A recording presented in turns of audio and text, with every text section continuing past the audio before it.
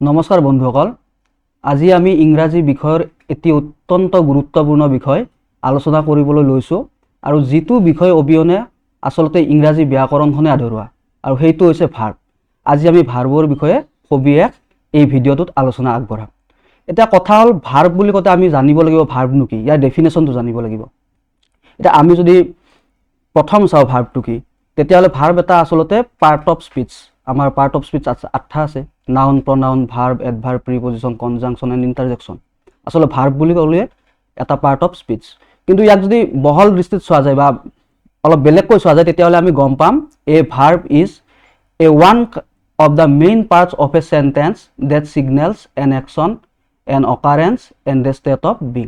অৰ্থাৎ ভাৰ্ব বাক্য এটাৰ এটা মেইন অংশ, প্ৰধান অংশ, যিটোৱে আসলতে এটা একশ্যন মানে কৰ্ম বা কাম, অকাৰেঞ্চ মানে ঘটনা, আৰু ষ্টেট অফ বিং মানে অৱস্থা বুজায়। যিকোনো এটা কাম বুজালে বা যিকোনো এটা ঘটনা বুজালে বা যিকোনো এটা অৱস্থা বুজালে তাক ভাৰ্ব বুলি কোৱা হয়। যেনে অৱস্থাৰ কথাটো ক'লে আমি যেতিয়া কওঁ ইট ইজ গেটিং ডাৰ্ক ন, এতিয়া এন্ধাৰ হৈ আছে, এন্ধাৰ হয়তো এটা অৱস্থা। ঠিক তেনেদৰে when water reaches to 100 degree Celsius then it boils, যেতিয়া পানী 100 ডিগ্ৰী উষ্ণতা পায় তেতিয়া ই উতল আহে, এইটো এটা ষ্টেট অফ বিং অৱস্থা। এতিয়া আমি ভাৰ্বসমূহক বিভিন্ন ভাগত ভাগ কৰিব পাৰোঁ। যেনে তলত দিয়া আছে finite, non finite, transitive, intransitive, linking, stative, inchoative, non conclusive, group verb ইত্যাদি। কিন্তু ভাৰ্বসমূহ মূলতঃ দুই প্ৰকাৰৰহে। ভাৰ্বসমূহ যদি এইবিলাক আচলতে যিবিলাক finite verb, non finite, transitive, ইনট্ৰেনজিটিভ, এই কথা পালোঁ, এই কথা কিছুমান চৰ্ত সাপেক্ষে, মানে এটা ভাৰ্ব কেতিয়াবা ফাইনাইটো হ'ব পাৰে, নন ফাইনাইটো হ'ব পাৰে। এটা ভাৰ্ব ইনট্ৰেনজিটিভ হ'ব পাৰে, ট্ৰেনজিটিভ হ'ব পাৰে। যেনেকুৱা হি ইজ ৰানিং, এই বাক্যটোত অবজেক্ট নাই, হি ইজ ৰানিং, এই বাক্যটোত কোনো অবজেক্ট নাই, সেইকাৰণে এইটো হ'ব ইনট্ৰেনজিটিভ। অৰ্থাৎ যিবিলাক ভাৰ্বৰ কোনো অবজেক্ট নাথাকে সেইটো ইনট্ৰেনজিটিভ বুলি কোৱা হয়। আৰু ট্ৰেনজিটিভ হ'ব লাগিলে সেই ভাৰ্বটোৰ অবজেক্ট থাকিব লাগিব। যেনে he is running a business, সি এটা ব্যৱসায় চলাই আছে, he is running a business. অৰ্থাৎ ইয়াত ৰানিং এ বিজনেছ, ৰানিঙৰ পিছত এই বিজনেছ অবজেক্ট আছে, তাৰমানে ই ট্ৰেনজিটিভ ভাৰ্ব হ'ব।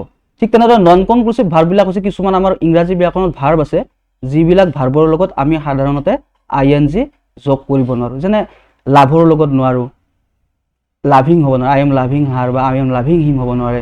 ঠিক তেনেদৰে বি ভাৰ্বৰ লগত ING যোগ কৰিব নোৱাৰোঁ, ন ভাৰ্বৰ লগত ING যোগ কৰিব নোৱাৰোঁ, চি ভাৰ্বৰ লগত নোৱাৰোঁ। এইটো আমি নন কনক্লুচিভ ভাৰ্বৰ বিষয়ে পিছত আমি ভালকৈ আলোচনা কৰিম। এতিয়া প্ৰথম কথা হ'ল আমাৰ ভাৰ্বসমূহ মূলতঃ দুই প্ৰকাৰৰহে: অক্সিলাৰী ভাৰ্ব আৰু অৰ্ডিনেৰী ভাৰ্ব। এতিয়া প্ৰথমতে আমি অক্সিলাৰী ভাৰ্বনো কি সেইটোৰ বিষয়ে জানি ল'ম। অক্সিলাৰী ভাৰ্ব আমাৰ 24টা, আমি সকলোৱে জানো।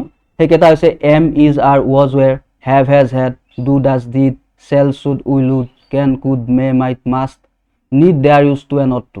এই 24টাক আমাৰ অক্সিলাৰী ভাৰ্ব বুলি কোৱা হয়। আৰু অক্সিলাৰী ভাৰ্ববিলাকক আমাৰ হেল্পিং ভাৰ্ব বুলি কোৱা হয়, কাৰণ অক্সিলাৰী ভাৰ্বসমূহে মেইন ভাৰ্বৰ অৰ্থ প্ৰকাশত সহায় কৰে। যেনে হি ইজ ৰানিং, সি দৌৰি আছে, মানে বৰ্তমান অৱস্থাটো বুজাইছে, সি দৌৰি থকাটো। গতিকে অক্সিলাৰী ভাৰ্বটোৱে মেইন ভাৰ্বৰ অৰ্থ প্ৰকাশত সহায় কৰিছে। আৰু কিছুমান দেশত বিভিন্ন ব্যাকৰণত আমি দেখা পাওঁ অক্সিলাৰী ভাৰ্বসমূহক হেল্পিং ভাৰ্বৰ লগতে এনমেলাছ ফাইনাইটছ বুলিও কোৱা হয়। এতিয়া আমি প্ৰথমতে অক্সিলাৰী ভাৰ্বখিনিৰ বিষয়ে আলোচনা কৰিম। ইয়াৰে আমি যেতিয়া দেখিলোঁ যে প্ৰথম আমি চাৰ্টত দেখিছোঁ এম, ইজ, আৰ, ৱাজ, ৱেৰ, এই 5টা ভাৰ্বক আমি বি ভাৰ্ব বুলি কওঁ। ঠিক তেনেদৰে হেভ, হেজ, হেড, এইকেইটাক হেভ ভাৰ্ব বুলি কওঁ। ডু, ডাজ, ডিড, এইকেইটাক আমি ডু ভাৰ্ব বুলি কওঁ। আৰু এই গোটেইখিনি ভাৰ্বক আমাৰ প্ৰাইমেৰী অক্সিলাৰী ভাৰ্ব বুলি কোৱা হয়। এতিয়া প্ৰথম কথা হ'ল বি ভাৰ্বৰ কাম কি, বি ভাৰ্ব কিহত ব্যৱহাৰ হয়, কেনেকৈ ব্যৱহাৰ হয়, সেইটো আমি জানি ল'ম। হেভ ভাৰ্বৰ বিষয়ে জানি ল'ম আৰু ডু ভাৰ্বৰ বিষয়েও জানি ল'ম। এতিয়া এম, ইজ, আৰ, ৱাজ, ৱেৰক বি ভাৰ্ব বুলি কোৱা হয়। আৰু বি ভাৰ্বসমূহ সদায় কণ্টিনিউৱাছ টেন্স গঠনত ব্যৱহাৰ হয়।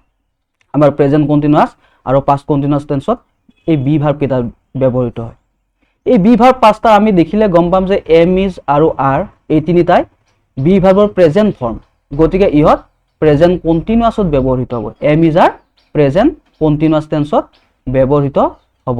ঠিক তেনেকৈ ৱাজ আৰু ৱেৰ হৈছে বি ভাৰ্বৰ পাষ্ট ফৰ্ম, গতিকে ইহঁত এই দুটা পাষ্ট কণ্টিনিউৱাছ টেন্স গঠনত ব্যৱহৃত হয়। আৰু আমি এটা কথা মনত ৰখা উচিত, আমি কিছুমান ক্ষেত্ৰত আমাৰ যিহেতু ব্যাকৰণৰ বিষয়ে আলোচনা কৰি আছোঁ, আমাৰ ডেফিনেশ্যনতকৈ তাৰ ষ্ট্ৰাকচাৰটোৰ ওপৰত আমি বেছি গুৰুত্ব দিব লগা হয়। কণ্টিনিউৱাছ টেন্স কি আমি ডেফিনেশ্যন দি লাভ নাই বা একো কামত নাহিব, কিন্তু কণ্টিনিউৱাছ মানে আমি এটা কথা মনত ৰাখিব লাগে সদায়, কন্টিনিউয়াছ মানে হৈছে মেইন ভাৰ্বৰ লগত আইএনজি যোগ আৰু এনেকৈ মনত ৰাখিলে আমি মানে ইয়াৰ যেটো ব্যৱহাৰ হেতু আমি ভালকৈ জানি লম কন্টিনিউয়াছ মানে মেইন ভাৰ্বৰ লগত আইএনজি যোগ এটা আমি প্ৰথম গম পালো বি ভাৰ্ব পাঁচটা আছে am is are was were ইয়াৰে am is are present form বুজাই বি ভাৰ্বৰ গতিকে ইয়ত প্ৰেজেন্ট কন্টিনিউয়াছত ব্যৱহৃত হ'ব ওয়াজ ওয়্যাৰে পাঁচ বুজাৰ কাৰণে পাষ্ট কন্টিনিউয়াছ টেন্সত ব্যৱহৃত হ'ব যেহেতু বি ভাৰ্বসমূহে কন্টিনিউয়াছ টেন্স গঠনত ব্যৱহৃত হয় এটা দুই নম্বৰটো হল হ্যাভ ভাৰ্বসমূহ হ্যাভ ভাৰ্বসমূহ ইয়াৰে হ্যাভ আৰু হ্যাজ হৈছে বি হ্যাভ ভাৰ্বৰ প্ৰেজেন্ট ফৰ্ম আৰু হ্যাড হৈছে পাষ্ট ফৰ্ম হ্যাভ ভাৰ্বসমূহ সদায় পাৰফেক্ট টেন্স গঠনত ব্যৱহৃত হয় হ্যাভ ভাৰ্বসমূহ সদায় পাৰফেক্ট টেন্স গঠনত ব্যৱহৃত হয় ইয়াৰে হ্যাভ আৰু হ্যাজ হৈছে হ্যাভ ভাৰ্বৰ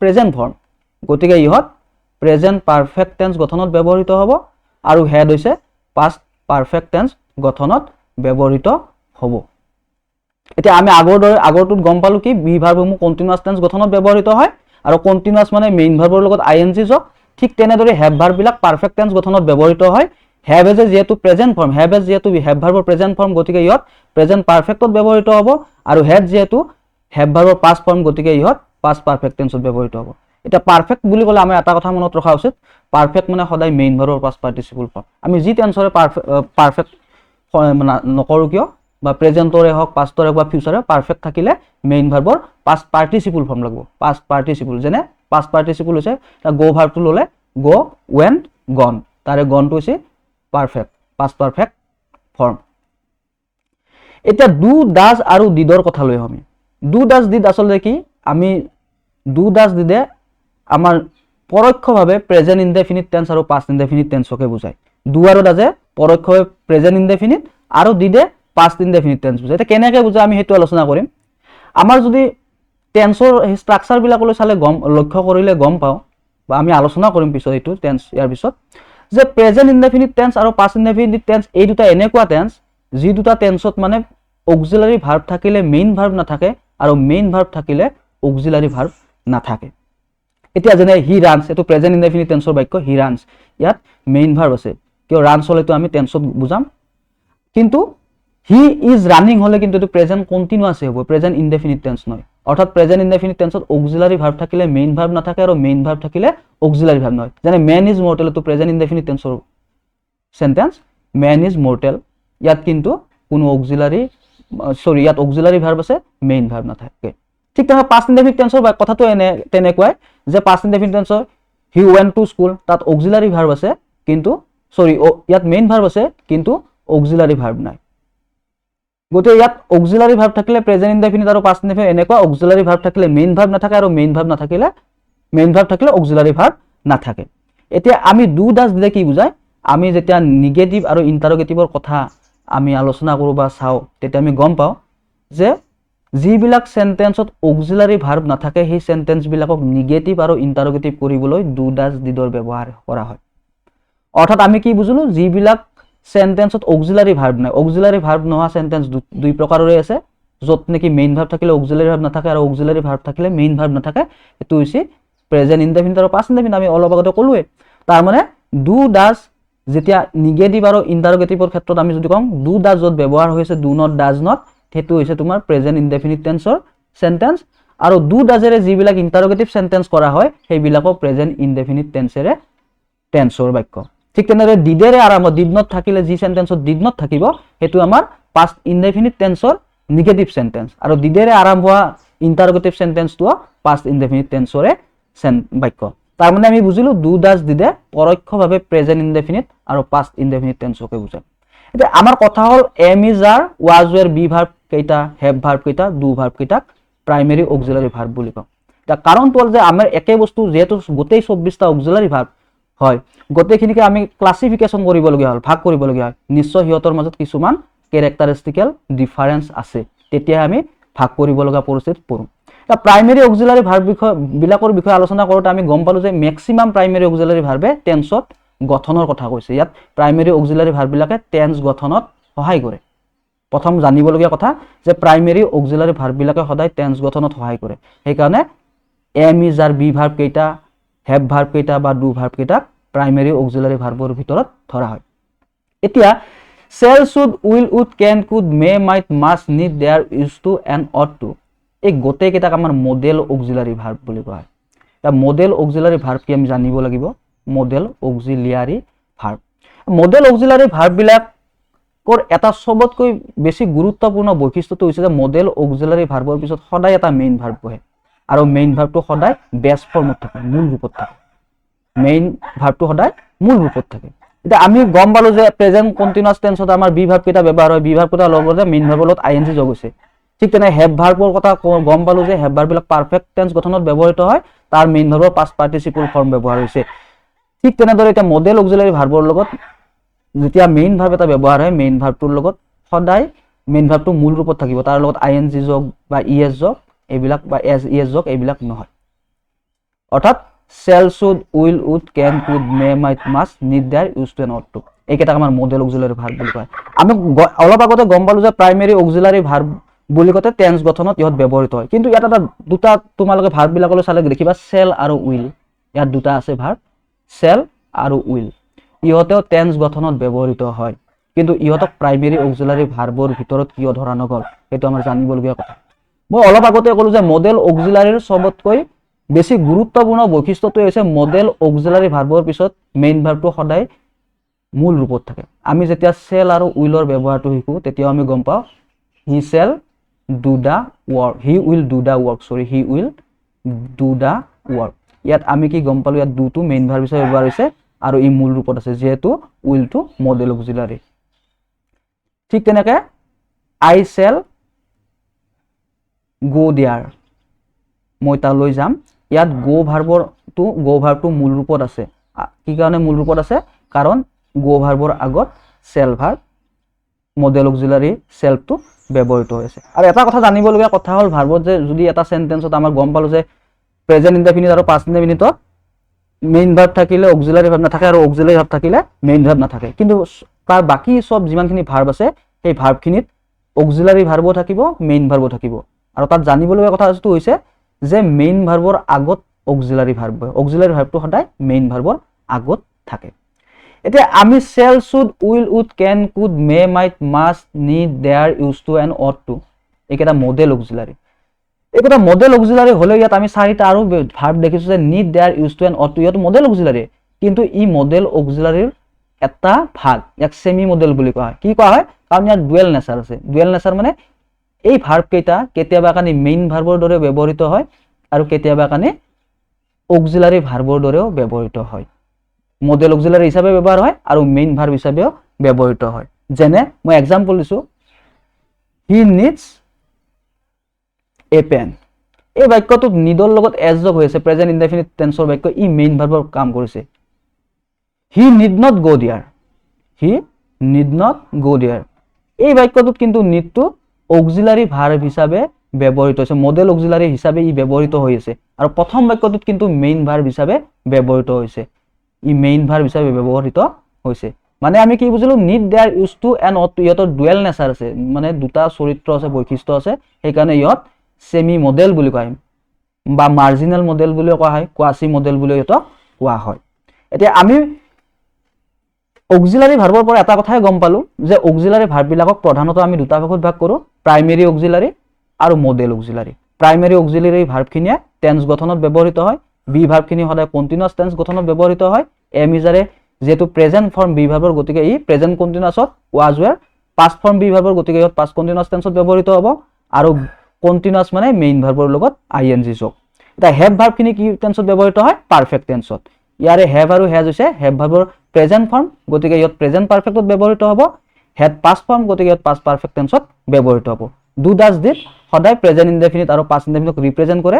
আমি পৰোক্ষভাৱে অলপ আগতে আলোচনা কৰিলোৱে যে ডু, ডাজ থকা বাক্যবিলাক প্ৰেজেন্ট ইনডেফিনিট টেন্সৰ হয় যেতিয়া নিগেটিভ আৰু ইন্টাৰগেটিভ কৰা হয়, আৰু ডিড নিগেটিভ আৰু ইন্টাৰগেটিভৰ ক্ষেত্ৰত ই পাষ্ট ইনডেফিনিট টেন্সৰ বাক্য। এতিয়া আমাৰ অক্সিলাৰী ভাৰ্বখিনি বিষয়ে আমি আলোচনা কৰিলো। এতিয়া আমি যাম অক্সিলাৰী ভাৰ্বৰ পিছত আহিব আমাৰ অৰ্ডিনাৰী ভাৰ্ব। আমি কৈছিলো যে ভাৰ্বসমূহ আমি প্ৰধানতঃ দুটা ভাগত ভাগ কৰো, অক্সিলাৰী ভাৰ্ব আৰু অৰ্ডিনাৰী ভাৰ্ব। এতিয়া আমাৰ যেনেকৈ অক্সিলাৰী ভাৰ্বসমূহ আমি ক্লাছিফিকেশ্যন কৰিছিলো, ভাগ কৰিছিলো, primary auxiliary, model auxiliary, semi model হিচাপে ভাগ কৰিছিলো, ঠিক তেনেকৈ অৰ্ডিনাৰী ভাৰ্বসমূহকো আমি দুটা ভাগত ভাগ কৰো। তাৰ আগতে কিন্তু আমি জানিব লাগিব অৰ্ডিনাৰী ভাৰ্বনো কি। অৰ্ডিনাৰী ভাৰ্বক সাধাৰণতে আমি মেইন ভাৰ্ব বুলি কওঁ, আমি সকলোৱে জানো। এটা কিছুমান ব্যাকৰণ বা কিছুমান আমি ভিডিঅ' ক্লাছত এটা ভুল ডেফিনেশ্যন দেখা পাওঁ, সেইটো হৈছে যে অৰ্ডিনাৰী ভাৰ্ব কাক বোলে, বহুতে কয় অক্সিলাৰী ভাৰ্বসমূহক বাদ দি বাকী সকলোবিলাকৰ ভাৰ্বকে অৰ্ডিনাৰী ভাৰ্ব বা মেইন ভাৰ্ব বুলি কয়। এতিয়া কথা হ'ল অক্সিলাৰী ভাৰ্ব আমাৰ 24টা, সেই 24টাক বাদ দি আমাৰ ডিকচনাৰী এখনত ইমান ভাৰ্ব আছে, মেইন ভাৰ্ব আছে, আমি কেনেকৈ গম পাম সেইবিলাক মেইন ভাৰ্ব বুলি? সেইটো এটা ভুল ডেফিনেশ্যন, সেইটো ডেফিনেশ্যনত নাযাব আপোনালোকে বা তোমালোকে নাযাবা। আমি এতিয়া অৰ্ডিনাৰী ভাৰ্বৰ মেইন ডেফিনেশ্যনটো দিছোঁ। অৰ্ডিনাৰী ভাৰ্ব আমি যেতিয়া সৰু ল'ৰা ছোৱালীবিলাক, যেতিয়া আমাৰ অংকুৰ প্ৰাক প্ৰাথমিকৰ ল'ৰা ছোৱালী থাকে, তেওঁলোকক শিক্ষকে কি কৰিব লাগে, এটা এটা শব্দ দিয়ে আৰু সেই শব্দটোৰ দ্বাৰা তেওঁলোকক কাম কৰিব যায়। যে ডান্স বুলি ক'লে নাচি দেখুৱাব লাগে, প্লে বুলি ক'লে খেলি দেখুৱাব লাগে, ৰান বুলি ক'লে দৌৰি দেখুৱাব লাগে, এই অৰ্থাৎ একশ্যন ৱৰ্ড বুলি কোৱা হয়। অৰ্ডিনাৰী ভাৰ্বসমূহ আচলতে আমাৰ একশ্যন ৱৰ্ড, অৰ্থাৎ যিবিলাক ৱৰ্ডৰ পৰা আমি কোনো এটা কামৰ বিষয়ে গম পাম সেইবিলাক ভাৰ্বেই হৈছে অৰ্ডিনাৰী ভাৰ্ব। যেনে গ'টো যোৱাটো এটা কাম, ৰান দৌৰাটো কাম, ৱাক খোজ কঢ়াটো কাম, প্লে খেলাটো কাম, ইট খোৱাটো কাম, ড্ৰিংক পি খোৱা যিটো সেইটোও কাম। অৰ্থাৎ যিবিলাক ৱৰ্ডৰ পৰা আমি কোনো এটা কামৰ বিষয়ে ইংগিত পাম সেই ৱৰ্ডবিলাকে আচলতে ordinary verb. Ordinary verb auxiliary ভাৰ্বক বাদ দি বাকী সকলোবিলাক ভাৰ্বৰ সেই ডেফিনেশ্যনটোত নাযাবা। এতিয়া আজিৰ পৰা মনত ৰাখিবা যে অৰ্ডিনাৰী ভাৰ্ব হৈছে একশ্যন ৱৰ্ড, অৰ্থাৎ যিবিলাক ৱৰ্ডৰ পৰা আমি কোনো এটা কামৰ বিষয়ে গম পাম সেই শব্দবিলাক বা সেই ৱৰ্ডবিলাকে হৈছে অৰ্ডিনাৰী ভাৰ্ব। এতিয়া আমি ইয়াত দেখা পাইছোঁ যে অক্সিলাৰী ভাৰ্বৰ দৰে অৰ্ডিনাৰী ভাৰ্বসমূহকো আমি দুটা ভাগত ভাগ কৰিছোঁ, ৰেগুলাৰ বা উইক ভাৰ্ব, ইৰেগুলাৰ বা ষ্ট্ৰং ভাৰ্ব। এতিয়া আমি প্ৰথমটোত ৰেগুলাৰৰ কাষত এটা শব্দ দেখিছা তোমালোকে, চিনাকি শব্দ এটা উইক। উইক মানে হৈছে দুৰ্বল। আমি দুৰ্বল বুলি ক'লে এটা কথাই বুজো, যিবিলাক মানুহ দুৰ্বল, মানুহৰ কথাটো কৈছোঁ, যিবিলাক মানুহ দুৰ্বল সিহঁতকে সহায়ৰ প্ৰয়োজন হয়, আৰু যিবিলাক মানুহ শক্তিশালী তেওঁলোকক কোনো সহায়ৰ প্ৰয়োজন নহয়। তাৰ মানে আমি কি বুজো, ৰেগুলাৰ ভাৰ্বৰ ডেফিনেশ্যনটো দিলে আমি এটা কথা বুজো, আমাৰ অৰ্ডিনাৰী ভাৰ্বসমূহক আমি ষ্ট্ৰাকচাৰ তাৰ যিবিলাক ফৰ্মবিলাক আমি চেঞ্জ কৰোঁ, যেনে বেছ ফৰ্ম থাকে, পাষ্ট ফৰ্ম থাকে, পাষ্ট পাৰ্টিচিপল ফৰ্ম থাকে, প্ৰেজেণ্ট পাৰ্টিচিপল থাকে, জেৰান থাকে, ঠিক তেনেকৈ ইনফিনিটিভ থাকে। এইবিলাক বস্তুত আমি যেতিয়া গম পাওঁ যে ৰেগুলাৰ বা উইক ভাৰ্বসমূহ যিবিলাক অৰ্ডিনাৰী ভাৰ্বক পাষ্ট ফৰ্ম বা পাষ্ট পাৰ্টিচিপল ফৰ্মলৈ নিয়তে ইডি আৰু ইডি বা টি যোগ কৰিবলগীয়া হয়, সেইবোৰ অৰ্ডিনাৰী ভাৰ্বকে ৰেগুলাৰ বা উইক ভাৰ্ব বুলি কয়। যেনে আমি উদাহৰণস্বৰূপে গম পাম প্লেইড, প্লেৰ পাষ্ট ফৰ্ম প্লেইড আৰু পাষ্ট পাৰ্টিচিপল ফৰ্মটো হৈছে প্লেইড। অৰ্থাৎ প্লে ভাৰ্বটোক পাষ্ট ফৰ্ম বা পাষ্ট পাৰ্টিচিপল ফৰ্মলৈ নিয়তে ইডি যোগ কৰিবলগীয়া হৈছে। তেনে লাৰ্ণ, LEARN, কিছুমান ব্যাকৰণত ইডিও যোগ হয়, কিছুমানত টিও হয়, লাৰ্ণ হয়, LEARNT লাৰ্ণ, অৰ্থাৎ ইয়াক পাষ্ট ফৰ্মলৈ নিয়তে টি যোগ হৈছে, পাষ্ট পাৰ্টিচিপল ফৰ্মত আৰু লাৰ্ণতে টি যোগ হয়। আমি বুজিলোঁ যে ৰেগুলাৰ ভাৰ্ববিলাক হৈছে অৰ্ডিনাৰী, যিবিলাক অৰ্ডিনাৰী ভাৰ্বক পাষ্ট বা পাষ্ট পাৰ্টিচিপল ফৰ্মলৈ নিয়তে ইডি বা টি যোগ কৰিবলগীয়া হয়, সেইবোৰ অৰ্ডিনাৰী ভাৰ্বকে আমাৰ ৰেগুলাৰ বা উইক ভাৰ্ব বুলি কয়। এতিয়া ইৰেগুলাৰ বা ষ্ট্ৰং ভাৰ্বসমূহ হৈছে যিবিলাক অৰ্ডিনাৰী ভাৰ্বক পাষ্ট ফৰ্ম বা পাষ্ট পাৰ্টিচিপল ফৰ্মলৈ নিয়তে ইডি বা টি যোগ কৰিবলগীয়া নহয়, ইহঁতক ইডি টি যোগ কৰিবলগীয়া নহয়, সেইবিলাক অৰ্ডিনাৰী ভাৰ্বকে ইৰেগুলাৰ বা ষ্ট্ৰং ভাৰ্ব বুলি কোৱা হয়। যেনে আমি গো ভাৰ্বটো চালে গম পাম, গো, ৱেণ্ট, ই নিজে হৈছে ৱেণ্ট, গন, গন, কাম, কাম, ইয়াত কাম, ইয়াৰ পাষ্ট ফৰ্ম হৈছে কেম, পাষ্ট পাৰ্টিচিপল হৈছে কাম। অৰ্থাৎ ইহঁত নিজাববীয়াকৈ পাষ্ট ফৰ্ম বা পাষ্ট পাৰ্টিচিপললৈ চেঞ্জ হৈছে, ইহঁতক ইডি বা টি যোগ কৰিবলগীয়া হোৱা নাই, সেইকাৰণে ইহঁতক ইৰেগুলাৰ বা ষ্ট্ৰং ভাৰ্ব বুলি কোৱা হয়। এতিয়া আজিৰ ভিডিঅ'টোত আমি অক্সিলাৰী ভাৰ্বসমূহৰ আমি আজি আলোচনাখিনি আগবঢ়ালোঁ, ভাৰ্বসমূহক কেনেকৈ ভাগ কৰোঁ আৰু অক্সিলাৰী ভাৰ্বসমূহৰ ভাগবিলাকে হওক বা অৰ্ডিনাৰী ভাৰ্বসমূহ কি, টেন্স গঠনৰ কেনেদৰে সহায় কৰে, আমি গোটেইখিনি ইয়াত আজি আলোচনা কৰিলোঁ। প্ৰথমতে আমি গম পালোঁ যে ভাৰ্বসমূহ প্ৰধানতঃ দুই প্ৰকাৰৰ, অক্সিলাৰী ভাৰ্ব আৰু অৰ্ডিনাৰী বা মেইন ভাৰ্ব। এতিয়া অক্সিলাৰী ভাৰ্বসমূহক আমি আৰু দুটা ভাগত ভাগ কৰিছোঁ, প্ৰাইমেৰী অক্সিলাৰী আৰু মডেল অক্সিলাৰী। আৰু মডেল অক্সিলাৰীৰ এটা ভাগ হৈছে চেমি মডেল, যিকেইটা আমি পাইছিলোঁ need, dare, use to, not to. ঠিক তেনেকৈ অক্সিলাৰী ভাৰ্বসমূহৰ পিছত আমি অৰ্ডিনাৰী ভাৰ্বসমূহলৈ চালে গম পাওঁ যে অৰ্ডিনাৰী ভাৰ্বসমূহক আমি দুটা ভাগত ভাগ কৰিছোঁ, ৰেগুলাৰ আৰু ইৰেগুলাৰ, ৰেগুলাৰ বা উইক, ইৰেগুলাৰ বা ষ্ট্ৰং, ৰেগুলাৰ বা উইক, ইৰেগুলাৰ বা ষ্ট্ৰং। গতিকে ইহঁতৰ এটা ৰেগুলাৰ বা উইক একেটা বস্তুৱে আৰু ইৰেগুলাৰ বা ষ্ট্ৰং। গতিকে আজিৰ ভিডিঅ'টো হয়তো চাই তোমালোকে ভাল পাবা, নিশ্চয় ভাল পাবা। Thank U.